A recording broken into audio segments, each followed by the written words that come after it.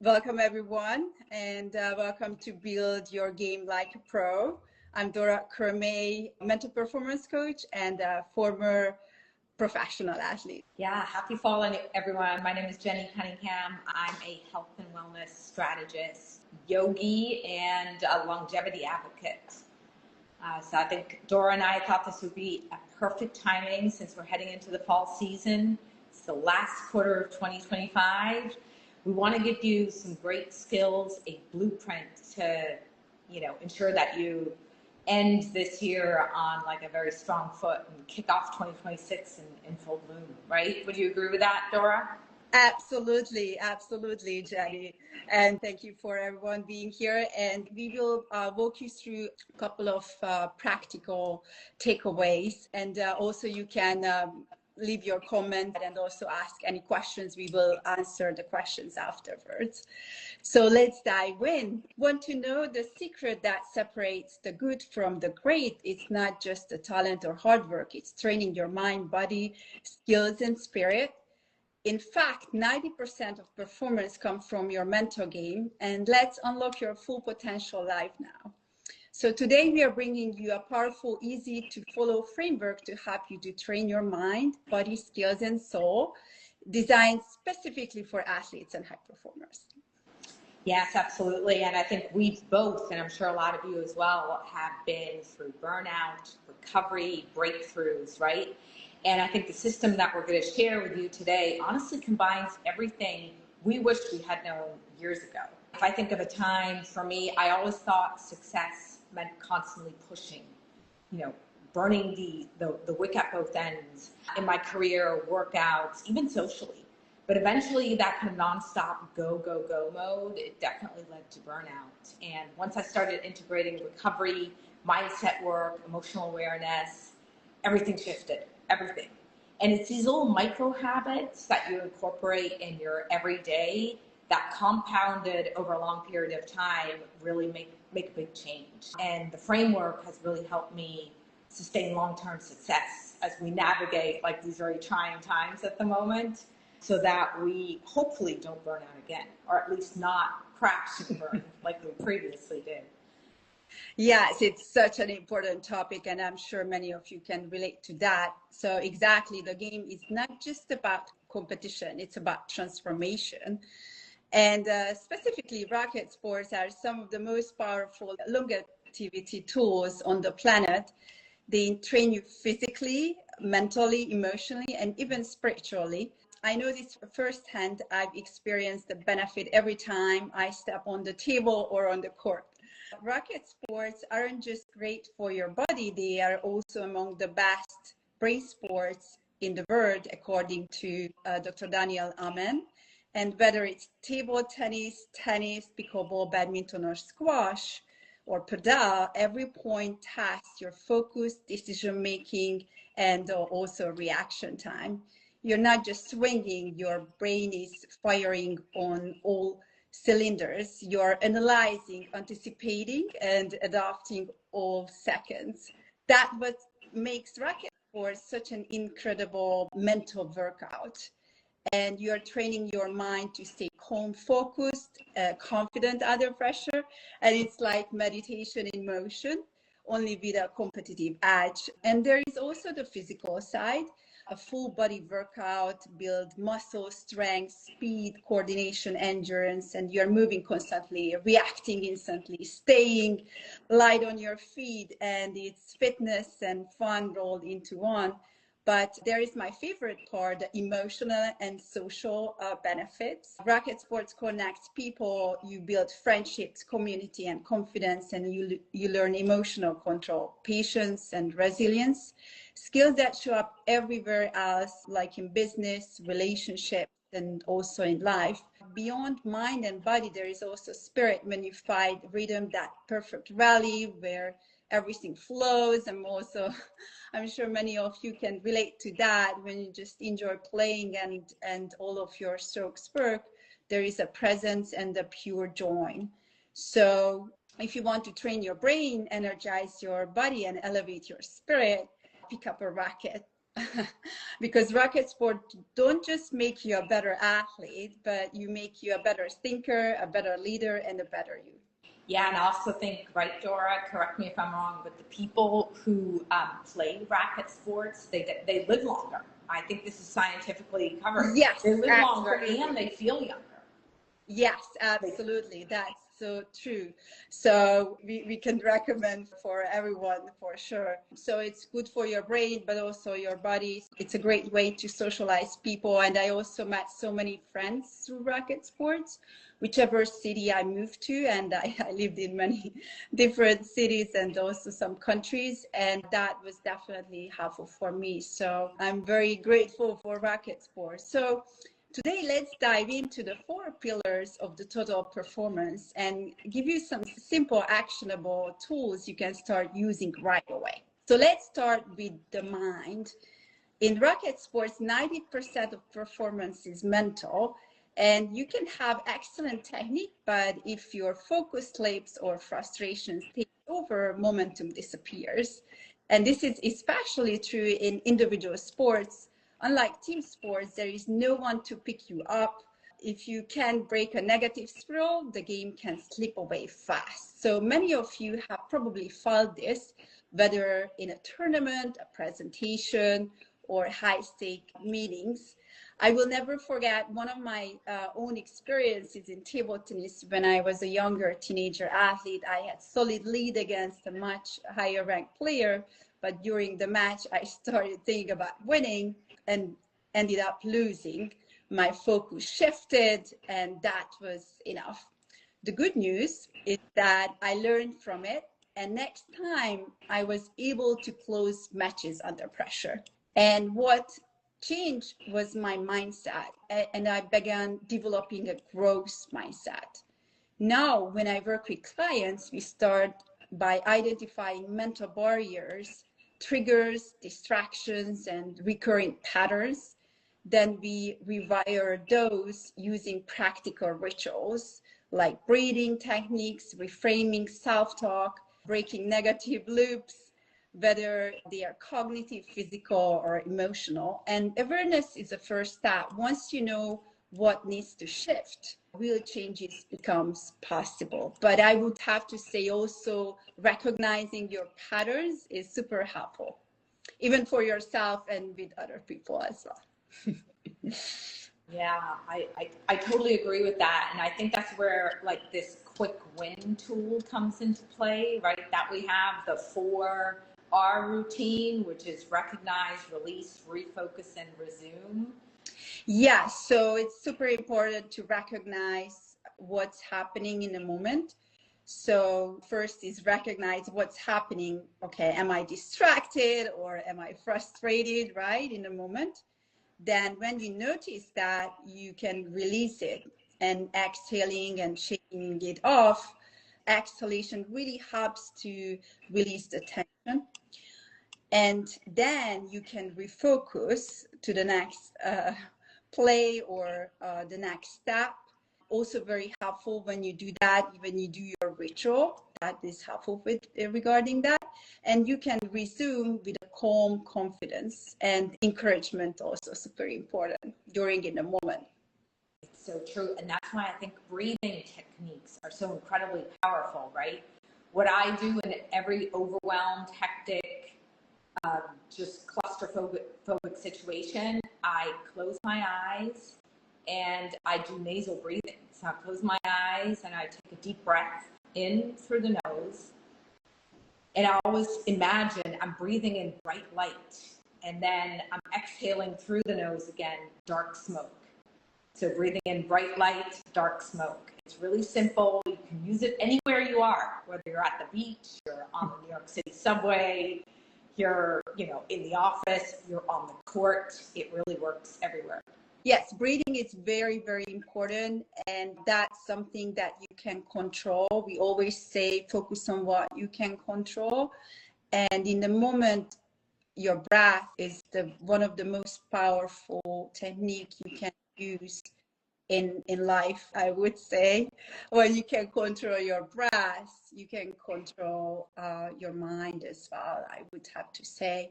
Breathing is powerful, a fast way to calm your nerves, ease anger, and also refocus. And before matches or important events, also using visualization is a very powerful tool.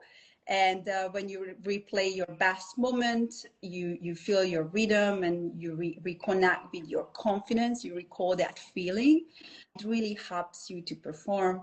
And also pairing it up with affirmations like I stay calm, composed under pressure is also very helpful.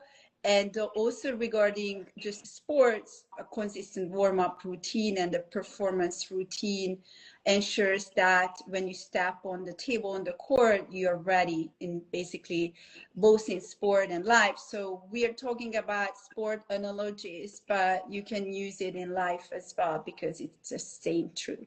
So now let's talk about the body. You can't perform at your best if you're running on empty. So managing your energy is what separates the good players from the great ones. When your energy is optimized, you perform at your peak and you can enter the zone more easily. I'm sure everyone can relate to that. It's super important.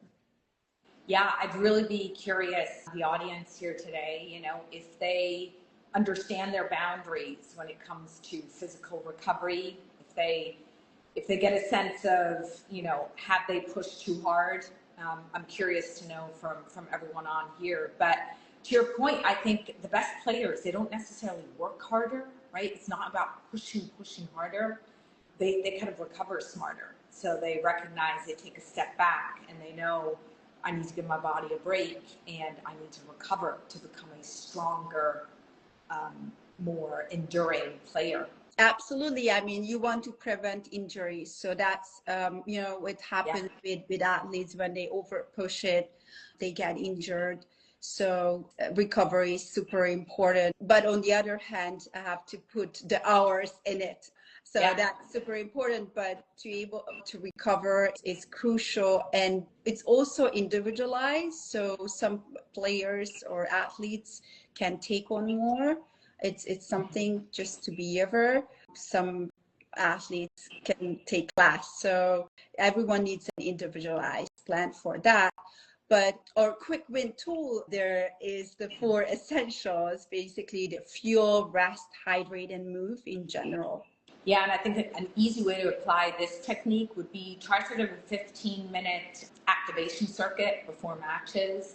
So include like dynamic mobility, core activation, a few kind of like explosive plyometric type exercise modality. Yes, that wakes up your body and your brain. And don't forget, recovery is training as well. And track your sleep, hydration, and rest. Nutrition closely at your hydration. Very good, very good. Regarding your practice hours or just during your day. Okay, so we covered a little bit. We talked about, because we are talking about today the 4 pillars, right? So the mental, the physical, the body, and the next one is going to be, the next up is the skills.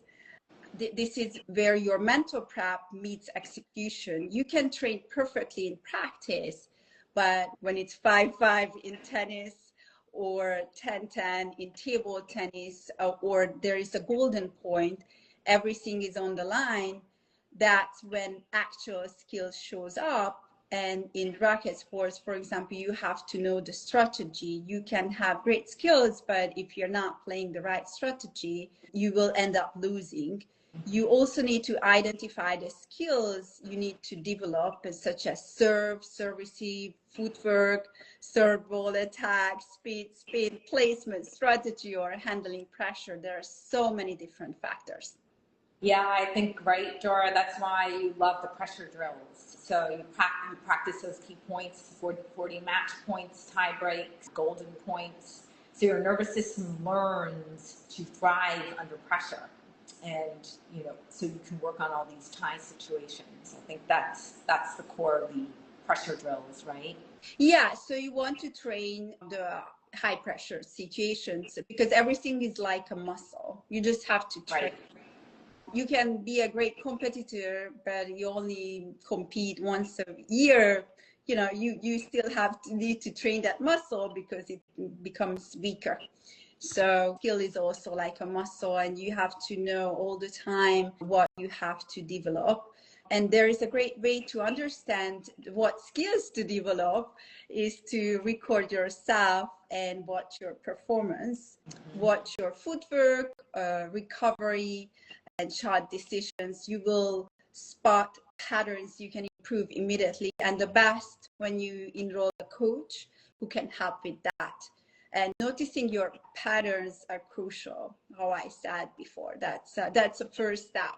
Oh yeah, the patterns definitely applicable off the court too, right? If I think of business, you know, if you're a business leader, you're a business professional, you operate in the corporate world, or you're an entrepreneur.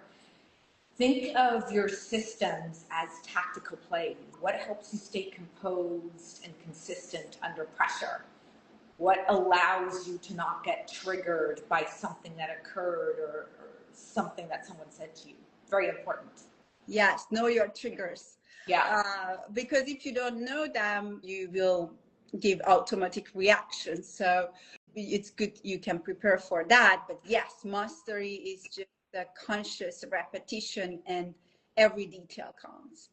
So finally, let's talk about the soul. We already talked about the other three pillars. So the last one is the soul. This pillar often gets overlooked, but it's the foundation of sustainable success. Yeah, basically it's your why. What fuels you when things get tough, and what keeps you coming back? Exactly. Ask yourself, why do I play? What lights me up? What gives me energy? Whether it's growth, community, or creativity, connecting that purpose reunites your joy, and your purpose is more than just yourself. It usually has a higher purpose, and alignment and authenticity are key, basically. Yeah, I'm so curious, you know, what the audience's why is. I'd be, you know, if you're willing to share, I'd be very curious to know what people's whys are. But again, when your purpose is clear, performance feels lighter, everything's more at ease, in equilibrium, you start playing with flow instead of under pressure, you're less frazzled. Oh, absolutely. And here is a small practice that can be very helpful for you to be intentional. So you can take a 30 seconds, set up intentions, but not about winning. For example, a match, it's super helpful. So rather than focusing on, I want to win this match, it can be an intention that I'm going to stay calm, play point by point, and trust in my shot. So I want to focus on being calm, focused, and confident during my game. You can take 30 seconds before a match and even a point to breathe and repeat a cue word. Using a cue word is also super helpful, such as I'm calm, I'm focused, and also visualize how you want to feel, relaxing your shoulders. Quick feet and a confident mindset is also very, very helpful. After the match, it's also very important to reflect and reset.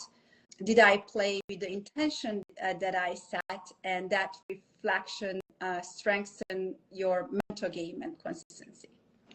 Yeah, you remind me to put my shoulders down because, you know, we tend to do this. So thank you for that reminder there. And, you know, I would say in business, intention setting is really what keeps you from operating on autopilot and being very reactive to just being collected. So, you know, if I think of the business setting, then, you know, start your meeting or start a day or when you have a meeting with clear why, right? So instead of saying to yourself, oh my God, I have to just get through this, I need to get through this, say, I'm going to lead with clarity, communicate with confidence, and I'm going to create value.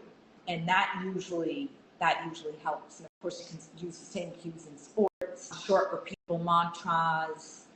Create one. I'd be curious. Do people have mantras? Does anyone here have a great mantra they want to share? Only a few people here right now. Yeah. But yes, we will ask that. But mantras are super helpful. I totally agree with that. And yeah, I mean, if you could share if you have mantras, that would be great. They might not have one, but it helps you to connect with your why. And mantras are great when also helps you to go through difficult time when you are thinking to give up. Yeah. And I think some of our favorites, Dora, would you agree, are presence over pressure or impact over activity. Those are some really short, bite-sized ones that are pretty powerful. Yes, definitely. And it can be very individualized why you're doing what you are doing. They're great ones. So we actually covered the 4 pillars, the mind, body, skills, and soul. So we have it all now. So I'd say, as like a takeaway or a call to action for anyone who's still on here is, pick a win from each pillar this week. So from the magic quadrant, and put it into action. Tiny habits, they compound into major transformation and transition. That's a great exercise. Also, just going through the 4 pillars, it also helps you to give awareness which one you're focusing on and which one you're not, and which one you want to improve, because they are all important. So thank you so much for joining us. And if you like this, share it, and also drop a comment if you have any. I know some people just joined lately. And also, if you have any questions, we would love to know your questions. Yeah, and always remember that performance starts from within. Yes, and train your mind, fuel your body, sharpen your skills, and nourish your soul. I'd say see everyone on the next one, right? Yes. Subscribe now, because greatness starts from within.